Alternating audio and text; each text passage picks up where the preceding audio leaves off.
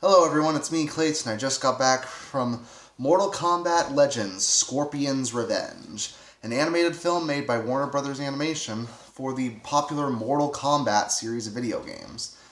Now, anyone who knows Mortal Kombat knows that it's an extremely violent and extremely entertaining video game series that caused a lot of controversy back in the 1990s for the levels of violence and gore that it allowed for fighting games. It is to this day one of the most violent video game series known to man, and that's part of what makes it so great. So this animated movie, unlike the live-action films back in the 90s, happens to actually deliver on the R rating, tons of gore and blood, and the iconic characters looking the way you'd expect them to.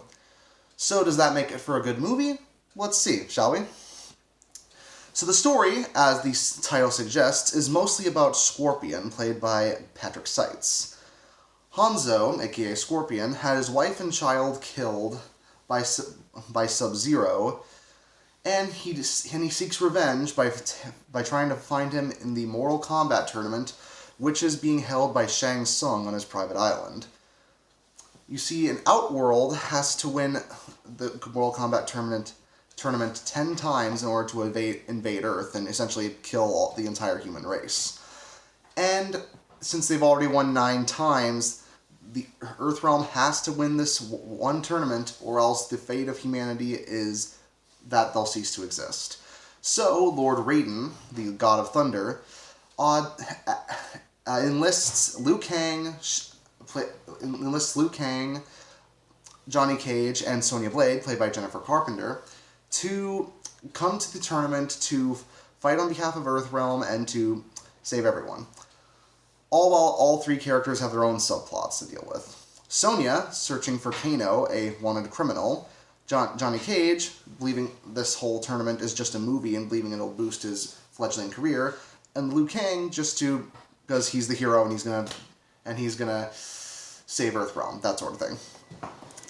So, the movie happens to basically go through the first Mortal Kombat tournament, which was back in the first Mortal Kombat game and was also revisited in the 2011 Xbox 360/PS3 game.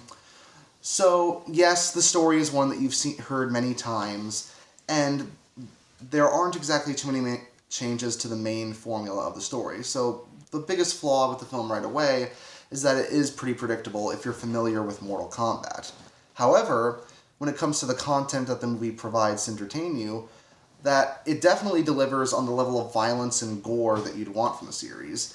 Not just in the fact that there's blood and body parts in almost every single fight, but also because of the gruesome ways that the characters get offed in the series' signature fatalities, which is what the series is known for. They definitely deliver on the iconic ones here throughout most of the fights.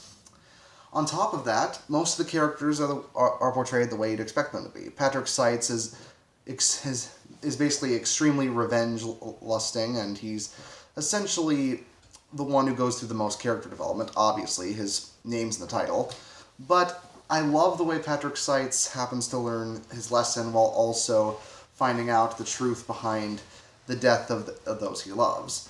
Liu Kang is sort of a typical hero character, and he definitely doesn't change that much throughout the story, but I do admit that they do portray him about as competently as they do in the games. So, which is more than I can say for Johnny Cage.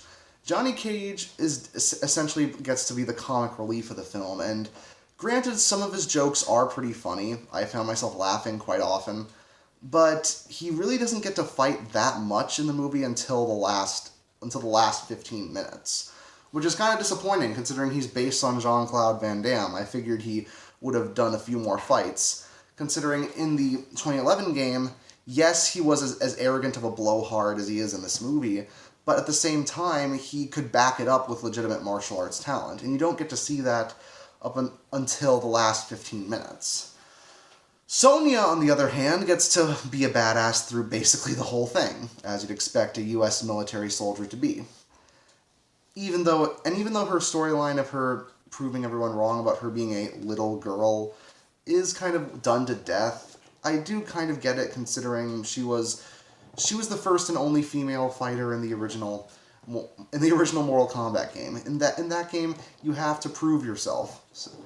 But it kind of feels like it isn't needed, considering that Katana's also in this movie, albeit in a short part, who's granted voiced well by Grey Griffin, but it does feel like she was really only there so she could fight Liu Kang.